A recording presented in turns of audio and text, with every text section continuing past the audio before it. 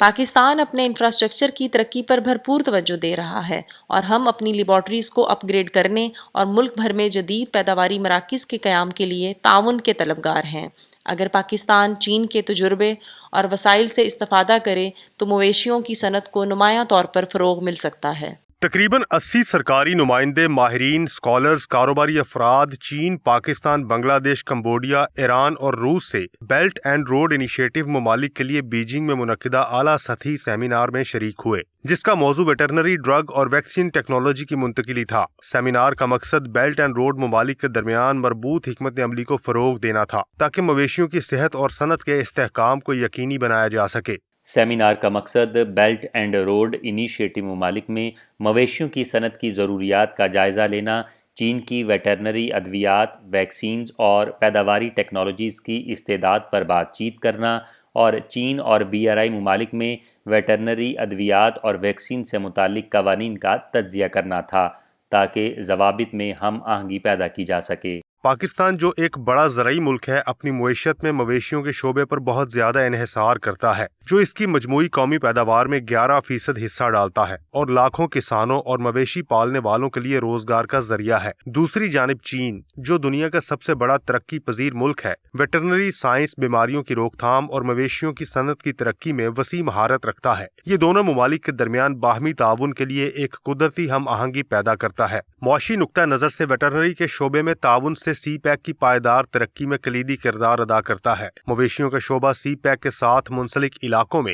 ایک اہم صنعت ہے اور جانوروں کی صحت براہ راست مقامی معیشتوں اور روزگار پر اثر انداز ہوتی ہے۔ ویٹرنری کے شعبے میں تعاون کے ذریعے پاکستان کے مویشیوں کے شعبے کو مستحکم کرنا نہ صرف معاشی ترقی کو فروغ دیتا ہے بلکہ سی پیک کی بنیاد کو بھی مضبوط کرتا ہے، جو دونوں ممالک کے لیے مشترکہ خوشحالی پیدا کرتا ہے۔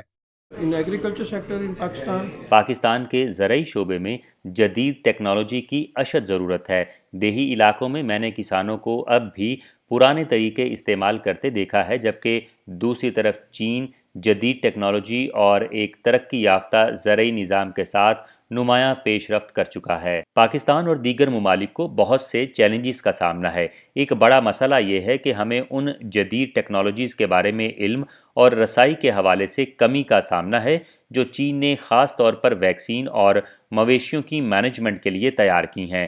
ہمیں ہمیشہ امریکہ اور یورپی ممالک کی طرف دیکھنے کے بجائے چین اور وسیع تر آسیان خطے کے ساتھ تعاون کو مضبوط بنانے پر توجہ دینی چاہیے۔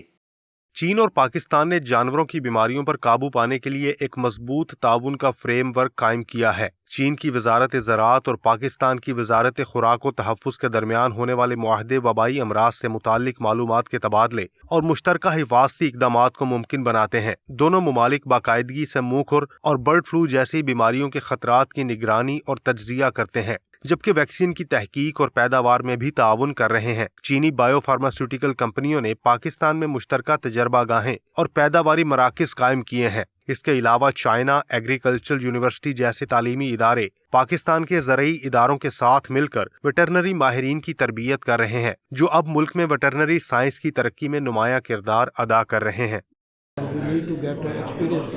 ہمیں اپنے ویکسینیشن نظام کو بہتر بنانے کے لیے چین سے سیکھنے کی ضرورت ہے، خاص طور پر منہ اور پاؤں کی بیماری اور مویشیوں کی دیگر بیماریوں کے حوالے سے۔ چین کے پاس اس شعبے میں شاندار ٹیکنالوجی موجود ہے، خاص طور پر مویشیوں کی صحت کے انتظام سے متعلق۔ ان کی مہارت اور مستقل عملی طریقے ہمارے لیے بے حد فائدہ مند ثابت ہو سکتے ہیں۔ ہمیں اپنے نظام کو بہتر بنانے کے لیے چینی کمپنیوں اور چینی حکومت کے ساتھ مل کر کام کرنا چاہیے۔ ہم DNA ٹیسٹنگ کا استعمال کر کے مویشیوں کی پیداواری خصوصیات کو پیدائش کے فوراً بعد معلوم کر سکتے ہیں۔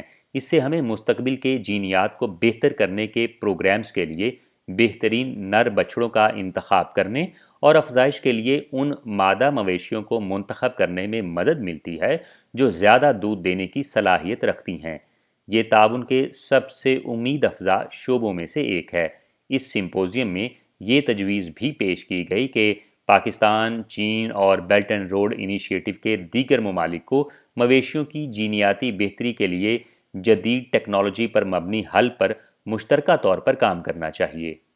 پالیسی ہم آہنگی اور ادارہ جاتی ترقی کو مضبوط بنانے کے لیے چین اور پاکستان کو اپنی اعلیٰ سطحی ویٹرنری تعاون کو فروغ دینا چاہیے، جس کے لیے باقاعدہ مشترکہ اجلاس منعقد کیے جائیں تاکہ اہم مسائل پر تبادلہ خیال کیا جا سکے۔ کوششوں کو پیشہ ور افراد کے لیے تربیتی پروگرامز کے فروغ، ریموٹ ایجوکیشن اور آن لائن کورسز جیسے جدید طریقوں کی تلاش اور مزید پاکستانی طلبہ کو چین میں ویٹرنری میڈیسن کی تعلیم حاصل کرنے کی ترغیب دینے پر مرکوز ہونا چاہیے۔ دونوں ممالک کو جانوروں کی بڑی بیماریوں، خاص طور پر نئی ویکسینز، فوری تشخیص اور اینٹی بائیوٹکس کے متبادل طریقوں پر مل کر کام کرنا چاہیے۔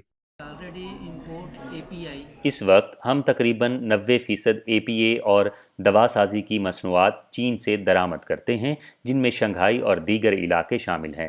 تاہم مستقبل میں میرا ارادہ چینی کمپنیوں کے ساتھ خاص طور پر ٹیکنالوجی کی منتقلی اور ویکسین ڈیولپمنٹ کے حوالے سے تعاون کرنے کا ہے۔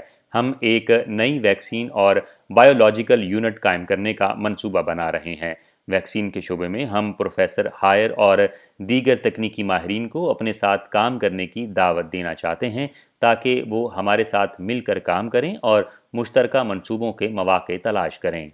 گلوبلائزیشن کے تناظر میں جانوروں کی بیماریوں کے بڑھتے ہوئے پیچیدہ مسائل کے پیش نظر چین پاکستان ویٹرنری تعاون کی گہرائی عملی اور اسٹریٹجک لحاظ سے انتہائی اہمیت کی حامل ہے۔ پالیسی ہم آہنگی، صلاحیتوں کی ترقی، تکنیکی اختراعات اور صنعتی انضمام کو مضبوط بنا کر دونوں ممالک کے درمیان ویٹرنری تعاون نئی بلندیوں تک پہنچے گا، جو چین پاکستان اقتصادی راہداری کی ترقی اور بیلٹ اینڈ روڈ انیشیٹو کے نفاذ کے لیے ٹھوس حمایت فراہم کرے گا۔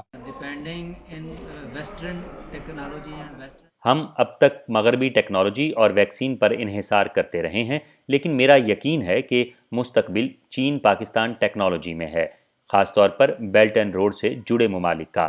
ہمیں آگے بڑھتے ہوئے اپنی توجہ چینی ٹیکنالوجی پر مرکوز کرنی چاہیے۔